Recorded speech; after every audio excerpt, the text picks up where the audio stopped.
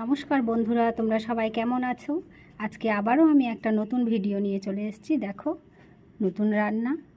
এইগুলো হলো খাসির লেগগুলোকে পিস পিস করে কেটে নেওয়া হয়েছে।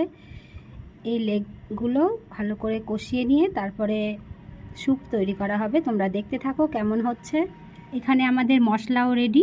পেঁয়াজ কুচি, রসুন বাটা, জিরে আর গরম মশলা বাটা।